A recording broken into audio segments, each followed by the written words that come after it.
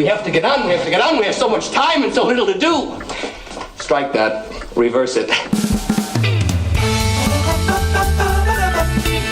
And we fired up the chainsaw. No, we didn't. And what do we see? Kaboom. It was an adventure and 1/4. Hi, welcome to Comedy Parenting Radio. It's the show that could light up all of New York City if we just burned our bills. Welcome to the show, all of our listeners from New Zealand, South Africa, and England. Today we're going to be talking about how we get firewood. We'll be right back. You gotta take care of Texas, it's the only one we got. If you're way up in Lubbock or down in Lukenbach, you gotta conserve water, keep the air clean.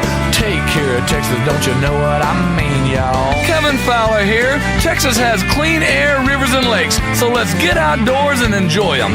Visit takecareoftexas.org, pledge to help keep it that way, and we'll mail you a free Texas State Park guide. Take care of Texas, it's the only one we got. Sponsored by the Texas Commission on Environmental Quality in Texas Parks and Wildlife. Comedy. Parenting. Radio.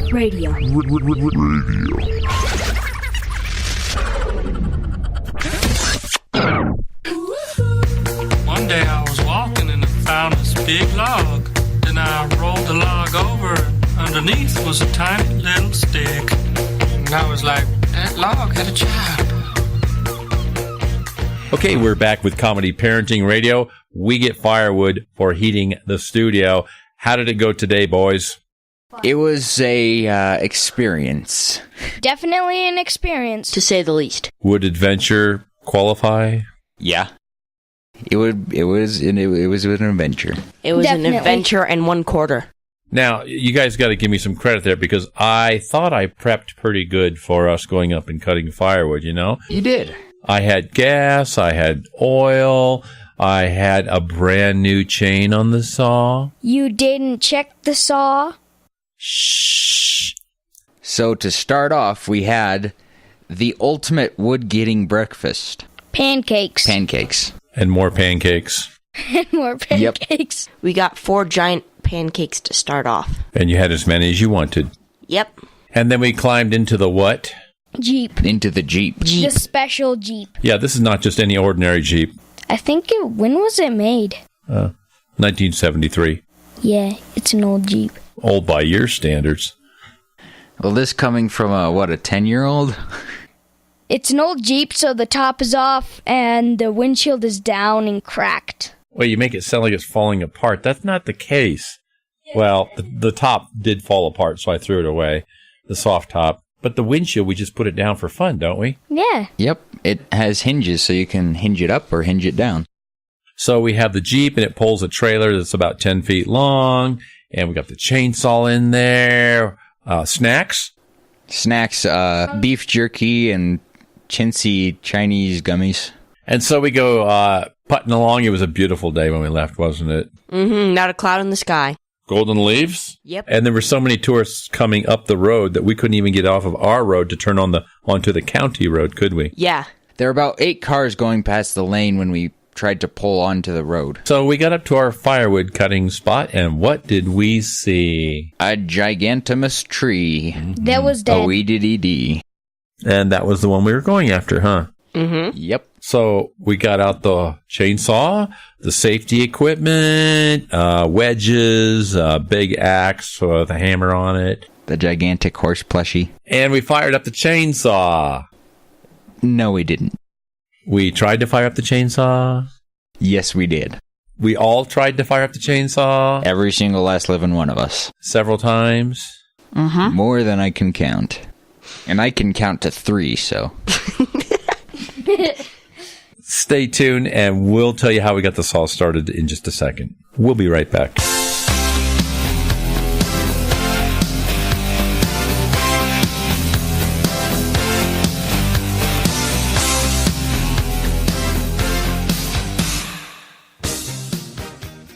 At highway speeds, the average text takes your eyes off the road for about 5 seconds. That's enough time to travel the length of a football field.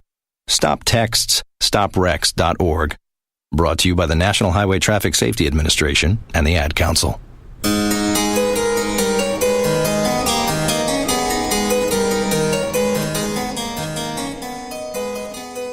I decided to take the chainsaw apart and see why it didn't start. We had already cleaned the air filter back at the house, right? Right. Yep. We took it out and blew on it using the air compressor. Elijah said, Dad, there's some kind of black, oily, gassy thing coming out from the spark plug area. I said, no, that's impossible. It's coming out from over here where they have the little engine compression release valve. And he says, okay. When I took it all apart, it turns out the spark plug was loose. Huh. And I could literally take the spark plug out by hand. And there was gas coming out of the spark plug threads. So I got the spark plug in tight. Eventually, using Josh and I together and pulling about 1,500 times each, we got it started, didn't we? Yep. Yeah. So I went over and cut on the big tree, and we're just going to drop this baby right on the road, aren't we? Yeah. So I cut on the big tree, and I put wedges on the backside, and I'm going to wedge it over there. And just the idea is to cut it till it's about ready to drop, and then just put wedges in and crack it, and it falls over. I call them cheese wedges because they look like a sliver of cheese. One of them looks like cheddar, and the other one looks like Raclette wedge. Anyway, I put the wedges in, and I banged them over, and the tree was leaning, but it wouldn't go. It just had a little bit of wood holding it. So I got in there with the chainsaw, stuck it in there, and chopped away about a third of the wedge. I cut away about a third of the wedge so I could get into the tree there. Fortunately, they're plastic. Yeah. Yeah, they're made to get hit by chainsaws. Anyway, I finally got the tree to crack, and it dropped, and we had a big old tree laying on the road. Yep. So us little worker drones that we are, we went over and we started stripping the tree of its bark and chucking the bark over the edge of the road and taking all of the loose branches that we could and lining them up to be cut. And Dad started going ham with his chainsaw.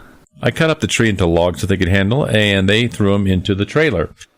Well, Dad had just started cutting up the top of the tree, and then it started to rain. And then we heard a really loud thunder, and we were like, we got to get out of here. So Dad yelled, run to the Jeep, and we all ran and piled in the Jeep. By then, it was too late. The rain had already started gushing, Pelting us. driving us back to our hideout. So we drove a ways down the road until we found a little shed up in the mountains. Little shed thingy. Yeah. And we jumped out of the Jeep and ran over there and stood under the shed and waited out the storm. Yep. It lasted about 15 minutes. Yeah, but there were high winds. Yeah. There was one that actually it made one of the biggest trees I saw on the mountain sway. And all like the little trees, I nearly saw one bend 95 degrees. And we saw about 500,000 leaves go blowing straight by horizontally, didn't we? Yeah. Just as a note, folks that are listening, one of the worst places to be in a storm is in an aspen forest. That's where we were. Okay, Comedy Parenting Radio. We're cutting firewood, but we had to hightail it away from the storm. We'll be right back.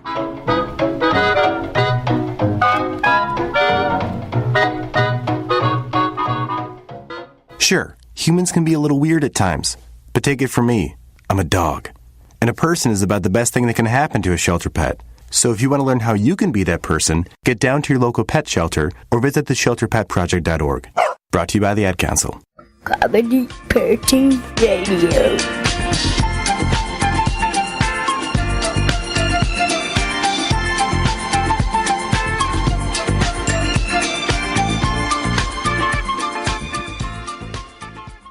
After the storm, we went back to the Jeep, and all the seats were soaking wet. Except for Josiah's, his wasn't all soaked because he was able to flip it forward. Yeah, his seat went straight forward and stayed dry. What about my seat? Your seat was soaked. What did I do? You picked up the rubber floor mat and put it on the seat and sat on it. Yeah, and so I was completely dry for that time.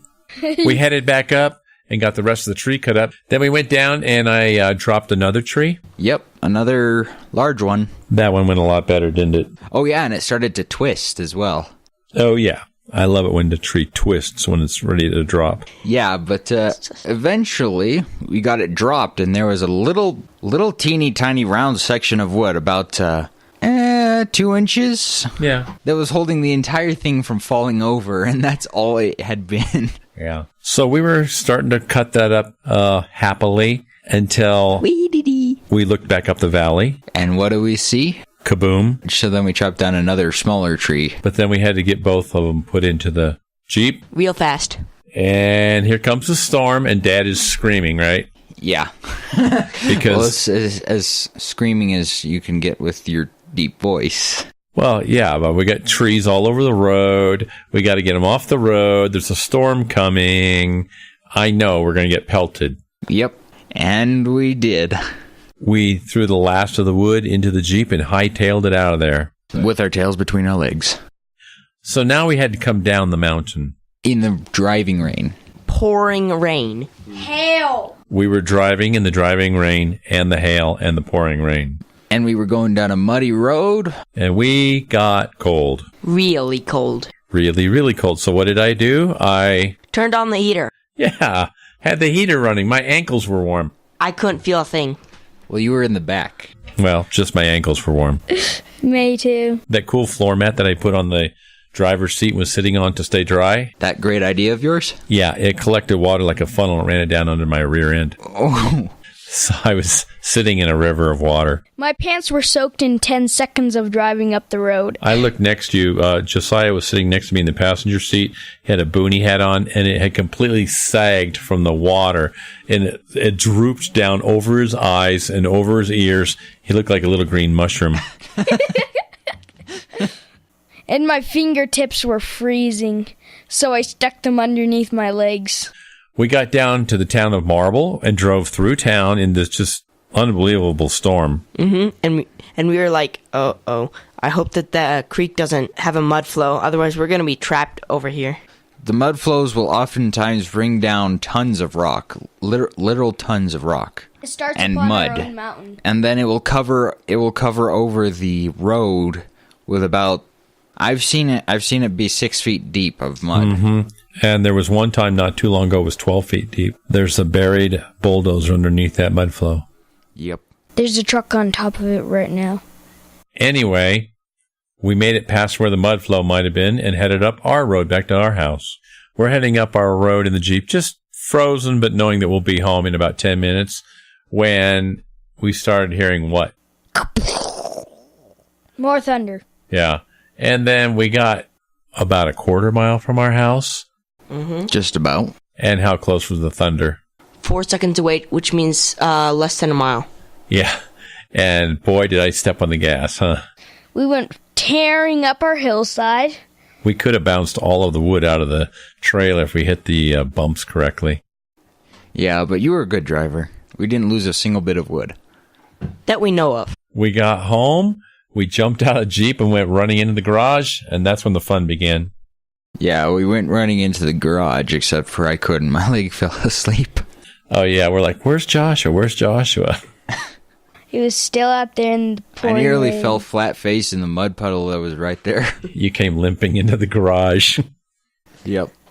When I tried to take off my jacket, I couldn't. My hands were so shivery. Yeah, we were so frozen we couldn't even take our wet clothes off. My zipper was going up and down from me shivering. We got messy, wet stuff all over in the garage right now, don't we? Yep. And we came in the house and took turns.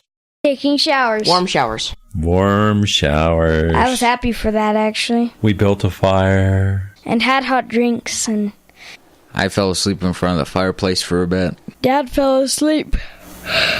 And we were all warm and fuzzy and had soup for dinner. What a great day. So, if you're ever wondering what it's like to get firewood, just come on up to Marble, Colorado, and we'll show you the real way to do it. Forget crystal Jeep tours. We'll give you wood Jeep tours. It's a win-win situation. You get to see a bit of Marble, and we get firewood. And you get soaked. Bye-bye.